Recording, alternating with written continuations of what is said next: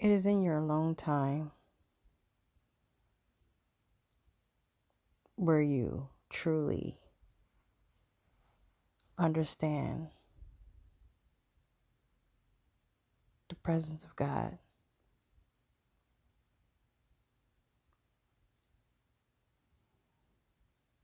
It is going within yourself where you truly learn to love yourself,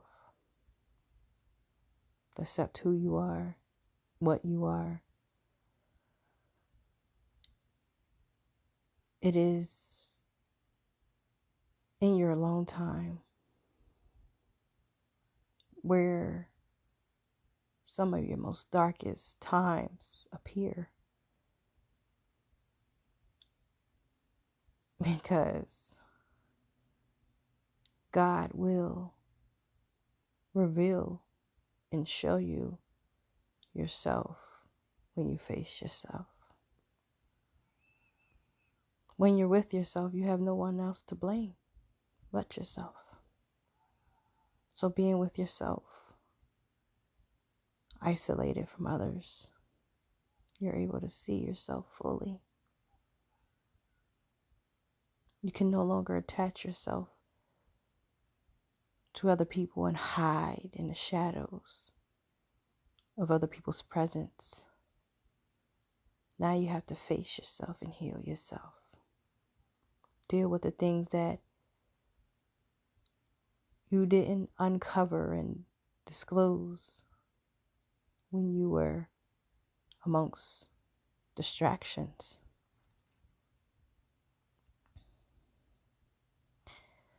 You know, people,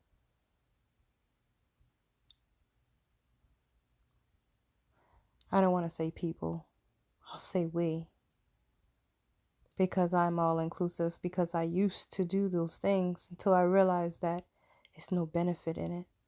But we get in relationships all to distract ourselves from what's going within, from what's really going on within us.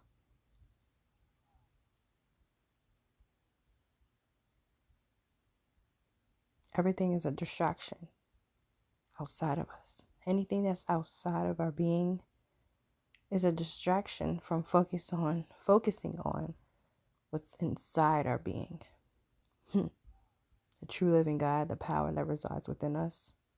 Yeah.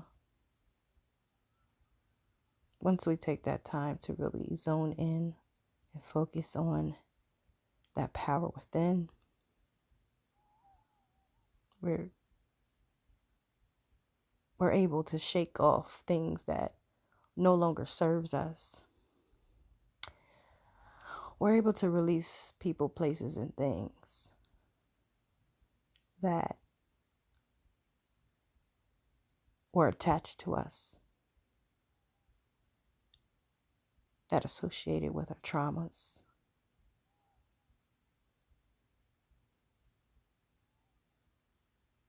No more bonding with people, places, and things that are attached to our unhealed self. Once we heal,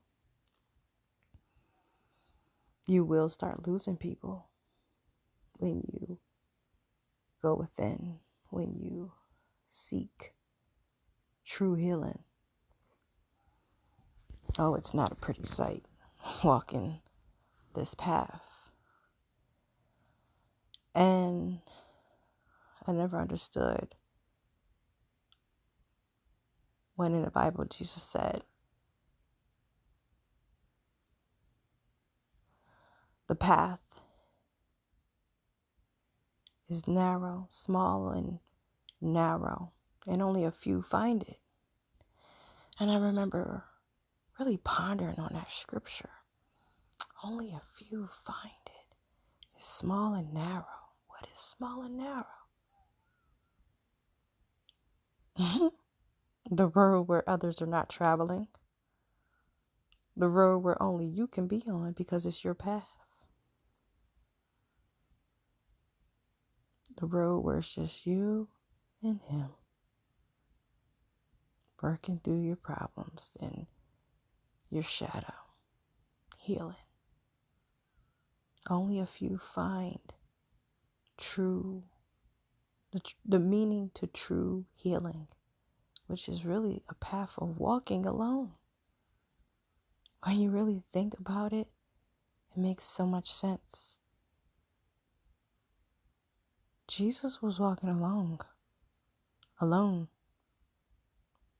Most of his mission, he was alone. He had disciples, but those disciples weren't in the wilderness with him when he went off and isolated himself. He also knew how to balance it too, because, I had to learn that being alone too much and too long, doing something too much and too long anyway, is not good for the body or good for, your mental health.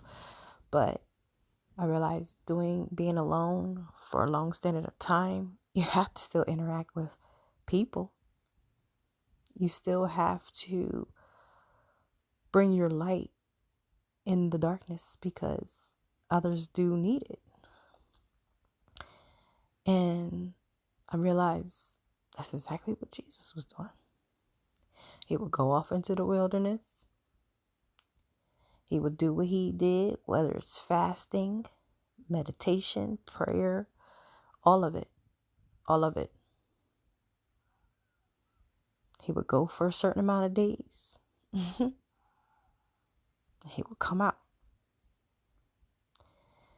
And he would come out different every time, with more power.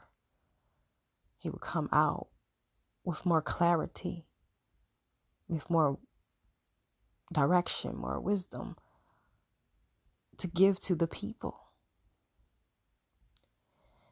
Just imagine if Jesus stayed in the wilderness and just said, you know what? I'm not fooling with no one.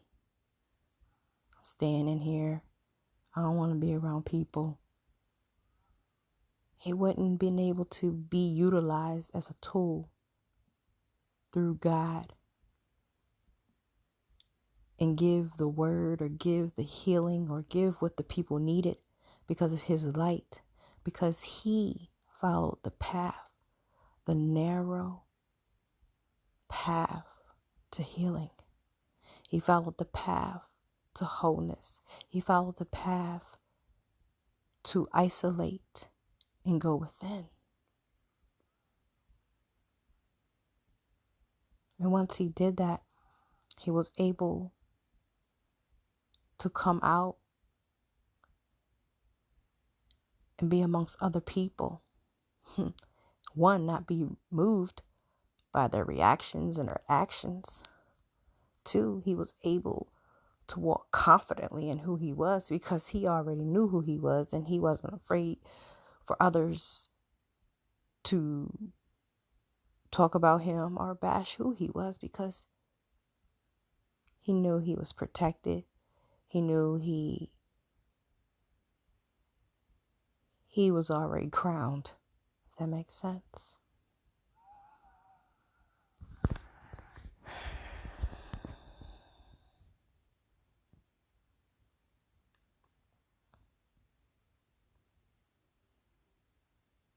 He had the power to heal because he too was already healed. He was healed by healing and going within. So he had the power to do what he did for himself, for others. His wisdom became so bright because he went within. He tapped into his God power, working on alongside of God as a tool ready to help the people. When I really truly think about it, he didn't have many friends. He had associates,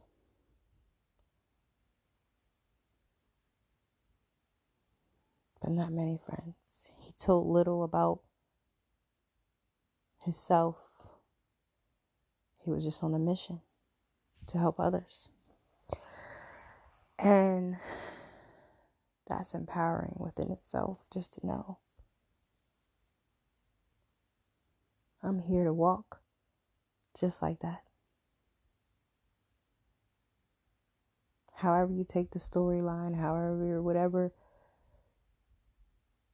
religion you're in, whatever you believe, whatever connects you to the God within you, walk your path. I realize that judging people, being critical, pointing the finger, that really it doesn't get us anywhere. All it's doing is allowing you to be further and further away from God Himself. That's my viewpoint of it. And that's my perception, and I'm okay with that. I said God is love. So if God is love, why would He be a man of judgment? Why would He be a man to judge? Because when you walk in love, you're always forgiven. When you walk in love, you look past those things that can separate you from love.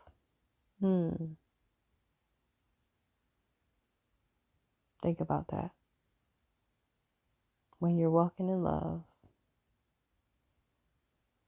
you look past those things that can separate you from love.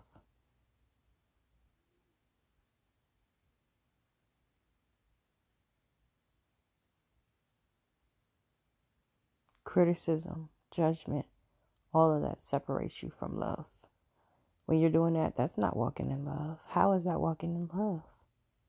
Oh, they say, I care about you, so therefore I correct you. I agree. But how are we doing the correction? Are we giving people the space and time and the opportunity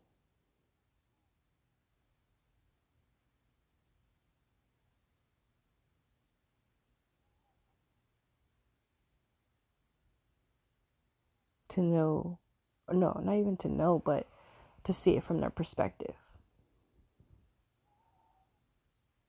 Are we understanding their perspective? Are we judging their perspective? There could be a lot of things you can learn from each other just by your different viewpoints.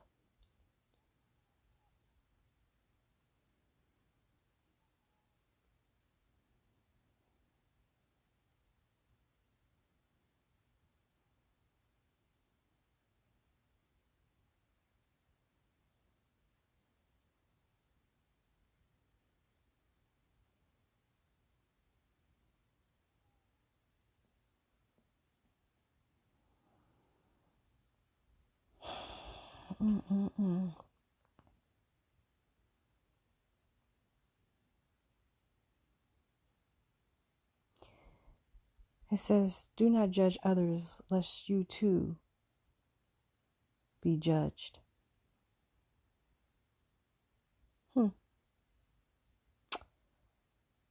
Well, it goes for that saying, what you do to others, be done back unto you. I truly believe that.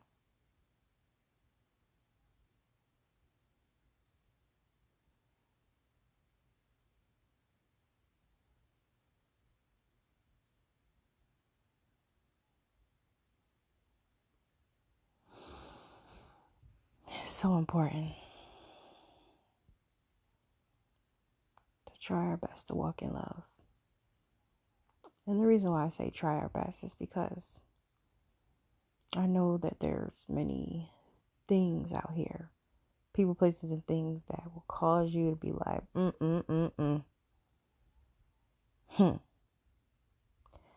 But with a constant heart of forgiveness, it will lead you to your blessings. It will lead you to freedom. It will lead you to being closer and closer to God. And the closer and closer you are to God, the brighter and brighter you will be. And the brighter and brighter you are, the opportunities and the blessings will be able to find you.